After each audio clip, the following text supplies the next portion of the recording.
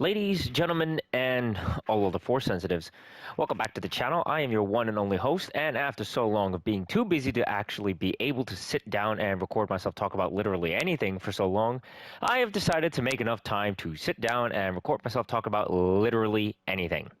And today's anything happens to be something I have personal experience with. Swinging lightsabers like a madman and determining what's the best lightsaber for you. Now, before we start going absolutely batshit insane, because I'm outing myself as a Jedi in a time where Order 66 continues to make its resurgence as a Star Wars media, I do want to emphasize that I am, in fact, talking about Star Wars Jedi Survivor.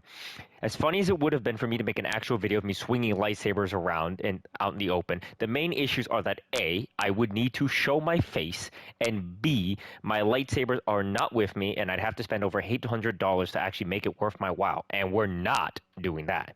However, you can help me with problem A at some point, because if we ever hit 2,000 subscribers, I will consider, note, I didn't say I would straight up, I said consider, making my face known on the channel. To those of you who know me IRL, don't even say anything. This is for the online audience that knows not my handsomely masterful crafted face that was meant for the ladies. Anyway, now that we're done with another one of my random bullshit tangents, let's genuinely talk about the lightsaber stances in Star Wars Jedi Survivor, what my experience with each of them is, and what I think their best uses are, and potential combinations for lightsaber stances. Because anyone who knows anything about the game probably knows you can only have 2 stances at a time, there's 5 to choose from, and we're here to figure out combinations like loving matchmakers. Okay, I'll shut up now. So I'm kind of taking this moment to record this after I have already more or less finished most of the editing process for the video and stuff, and I did not realize that I kind of screwed up. So obviously I kind of mentioned that you can have some of the perks in the game, which allows you to have benefits, like whether it is attacks are more effective breaking enemies' guards, throwing more damage, stuff like that. I did not realize that at the time of recording, I had resilience, one of the perks on, which increases the block meter by a whole bar, which basically means that instead of having the standard 4 bars for most lightsabers, you're going to actually see me with 5. And for example, the dual wield, bit of a spoiler, that has 3, it's going to have 4 instead. So just kind of take that note as you go further into the video. I did mess that up genuinely, so I should have less block than I actually would without this perk, but we're just gonna go with it anyways. Yeah, no, I just wanted to that I messed up. In my fairness, I was recording the gameplay like between midnight to 5 o'clock in the morning a few days ago. And so I was really out of it, was not paying attention, and is definitely not going to be my best gameplay ever in this game. But also at the same time, I beat this campaign, did almost everything, and then I kind of had to drop this game for a bit to focus on other stuff, which is why I have not had the chance to return to make this video. So yeah, I just wanted to give you that heads up. So in case you have any questions, why my block meter is longer than average, now you know. Let's get to the actual video. What is it? It's your father's lightsaber. This is the weapon of a Jedi Knight. Not as clumsy or random as a blaster. An elegant weapon for a more civilized age. The classic lightsaber stance around since 1977. The stance that stood the test of time. We have your starting stance of a single-bladed lightsaber. This lightsaber stance is the jack of all trades and master of none. And for beginners, it's the perfect stance to start on. Not that you have much of a choice anyway. Solid damage, solid defense, solid range for a lightsaber. This stance is not to be slept on, which I was an idiot and did anyways. This stance overall is going to be able to handle almost anything you throw at it, and you'll have hardly a reason to really switch off of it unless you absolutely want to. And even then, the other stances will do certain aspects of what this lightsaber can do better. This one just happens to be good at everything. If you're someone playing on Grandmaster difficulty, trying not to constantly be switching lightsabers and dying always, or you want to just keep to the pure cutscene lore, I can sense through the Force that this will be your go-to stance.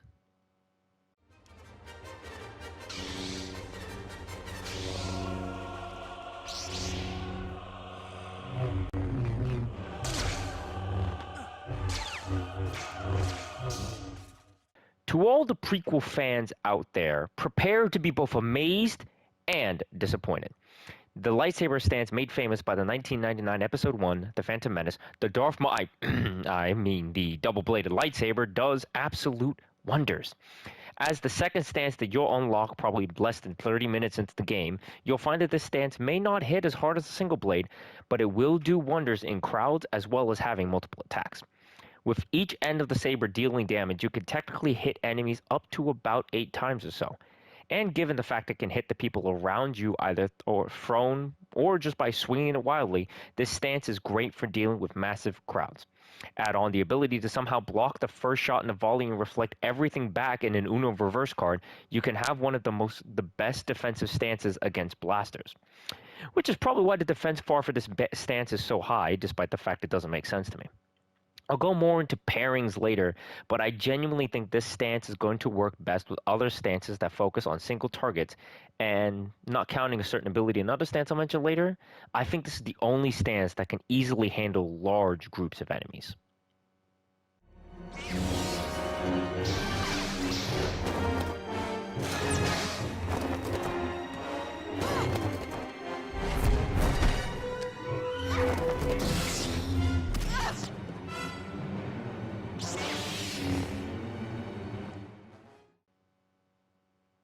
Anakin did it in Episode 2. Ahsoka does it in the Clone Wars after Season 3. I did this for a while in my college years. The dual-wielding lightsaber stance is one that not only hands a whole can of whoop-ass in a flurry to your target, but it also happens to be very good at being able to interrupt attacks and immediately block. I think one of the biggest drawbacks to being able to speed smack like Raiden does to Senator Armstrong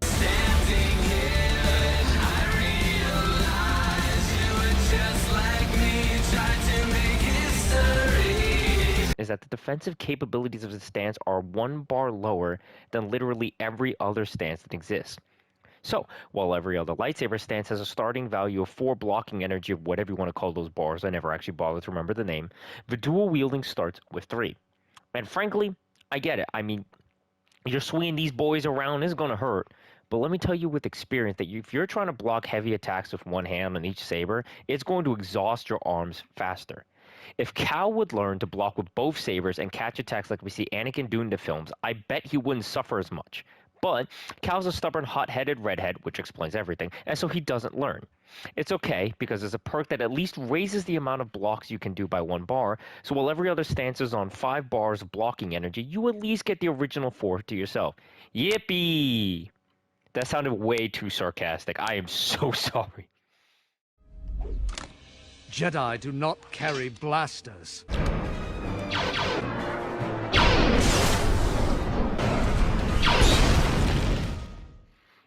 Hands down, the best stance to exist in Star Wars, because the entire community agrees with me, and I don't need to show you my sources to prove it. That's a nice argument, Senator. Why don't you back it up with a source? My source is that I made it the fuck up. The blaster stance is the only stance that gives you enough range, because you're going to turn into Clint Eastwood's son and just start blasting the outer rim of the galaxy. Being able to change out the charge shots of the blasters is going to give you a lot of utility. Being able to stun targets, ricochet hits like Crosshair does with his mini mirrors, and having a bigger charge blast to turn the entire galaxy into Oppenheimer's playground. The blaster is balanced by, you guessed it, to my fellow Americans and gun enthusiasts, ammunition! And no, this doesn't mean you have to run around the galaxy scavenging for ammunition. Calm down. It's a blaster. This means that for some mythical reasons beyond the Force that we'll call game mechanics and balancing, the blaster is going to recharge its shots when you swing the lightsaber and hit. That's right, you can't just shoot your way through the galaxy. You're going to have to use that lightsaber that you were thinking of throwing away just because Indiana Jones proved to us we don't need a melee weapon if we just shoot the guy.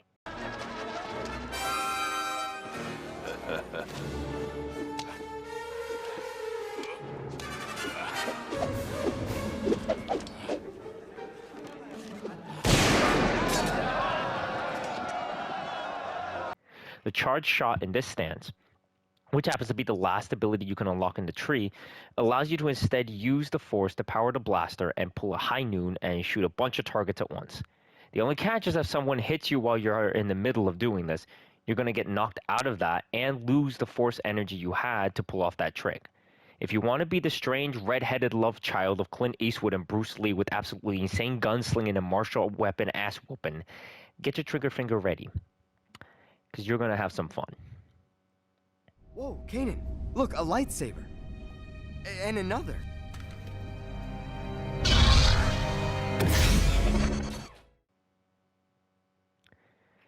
If you want to swing slow, hit hard with a lightsaber that's clearly compensating for something, kids, I'm really sorry. Please don't repeat that. Feel free to grab the crossguard stance. Extremely slow to swing and yet somehow still faster than every Hispanic ever thanks to Latin Standard Time, the crossguard lightsaber is the last stance you will earn. And if you're a speedy boy like me, the last stance you'll ever want to use. This stance requires patience and a knack for parrying, because otherwise the amount of opportunities to hit something with this are going to slip by faster than your college years. Good for dealing massive amounts of whoop-ass to a singular target with one hit, this lightsaber is genuinely fun if you learn to wield it. And it can cut down harder-hitting enemies with slow but strong attacks like nothing. I don't recommend this for the faster enemies and the bosses, but that's just me. Maybe you're built different. Who knows? With all of the stances in the palm of your hands like Thanos had the Infinity Stones in Infinity War, you now have the chance to understand the best and the worst lightsaber stances. And I'll tell you right now, the best lightsaber stances to bring with you are going to be what everyone expects them to be. Why do I know this? Simple. They're what you choose to bring with you. Every stance is going to be equally good at something. Every stance is going to cater towards a very specific person and playstyle. There's no definitive best and worst because your playstyle is going to make it out to be the best and worst. To me, I really suck with the crossguard stance. You're probably seeing this in the background gameplay if I didn't decide to spend 4 freaking hours trying to literally make myself look the absolute best I could. I had to force myself to use this, and even then, I only did because it was new and it wasn't the single saber stance, which is basically the same as Fallen Orders. But for someone like my best friend, who loves parrying enemies and deleting chumps, the crossguard is the perfect stance. It's all going to depend on the wielder. That being said, I am going to at least show you that the community seems to think that the best stance is the single blade, with about 30-something% usage, followed by the dual wielding, double blade, and then you've got the blaster at only 7% usage and the crossguard about 6%, which means enough of you went simple and basic and like every woman who goes for Starbucks in the morning. Come on, experiment with the stances, get creative, try the blaster and crossguard. But I guess creativity can always use inspiration. So I'm going to talk about my recommended pairings and my personal choices in the lightsaber stances. I don't know why I ever decided to add this video, but I had to actually think about this for a minute. But if you look at the way each stance handles and you think about the pros and cons, strengths and weaknesses that I sucked at covering because I was too busy trying to be funny and got sidetracked because I seriously only ever talk in memes and stupidity, you'll notice that some stances are actually going to pair perfectly for others. One example is going to be the dual wielding and the crossguard stances. Both of them are going to be great against single targets and dealing either mass amounts of damage or fast bursts of damage to an enemy, but they're not going to be really good in crowds unless you refuse to do literally any lock-ons and swing the dual wielding like a wild banshee that doesn't actually know how to play the game. I would probably recommend that with those stances, you bring something like the double-bladed lightsaber with you. By having the double-bladed lightsaber, you're going to be able to cover massive swarms of crowds with you, and you'll be able to successfully defend yourself in situations you would struggle in as the hordes descend upon you. In the same stance, the dual wielding and the crossguard are going to do plenty enough damage to a singular target that where the double-bladed deals better with crowds, the damage can kind of feel lackluster in comparison to the two, which will do wonders towards a singular target. In actuality, honestly speaking, I think the double-bladed saber is going to be best paired with literally everything. You can't go wrong with that in your inventory at all. And when it comes to a singular target, like let's say a boss battle, I'd say, like I said before, the dual wielding and the crossguard are going to work well enough that it just does what it needs to expertly. bring out the crossguard when the enemy's slow and easy to hit, like anybody wielding giant hammers or something stupid. But once your opponent starts getting slippery and speedy, like let's say a commando droid or just any of the bosses, then dual wielding is going to probably work favorably to keep up the hits. You can always bring the blaster stance instead of the dual wielding and use stun shots to keep the enemy stunned while you use the crossguard, but that's if you can manage to somehow time it right. There's plenty of comparisons and different pairings that we can really talk about. I mean, there's 5 stances you can bring to. Let's do the math here, people. But at this point, feel free to go ahead and jump into the game. Go ahead and try and experiment. Try different combinations like the single and the blaster, the dual wield and blaster, which, by the way, is my personal favorite, or other mixtures you can think of. At the end of the day, it's your choice how you want to explore the galaxy. And all I can really do is bring forth the knowledge again on my own personal experiences. So, with that, I think that is going to be the end of this video. I really do sincerely hope that you enjoyed this. I probably just speed ran through this way faster than I probably should have, and I will deal with the consequences of that later. But I didn't really feel like there was too much to talk about without getting into massive spoilers. Jesus, for some reason I can't English while making this video. And I just trying to figure out what's going to happen. Definitely would say that this is a video that definitely I don't feel like I needed to make, but at the same time, a lot of people out there have been making videos where they were like, hey, this is the objectively best stance. This is objectively the best. And I really think that people need to sit back, look, and analyze at what each of these saber stances are going to be good at, what they're not good at, and figure out what they want to do with these. And that's why I'm making this video, because despite the fact that the game came out a couple of months ago, I still do genuinely think that there is opportunity for people who are waiting to get the new consoles to be able to eventually jump into this game and have that knowledge with them. So, there's that. With that being said, stay safe, stay healthy, stay tactical, and may the Force be with you. Slick out.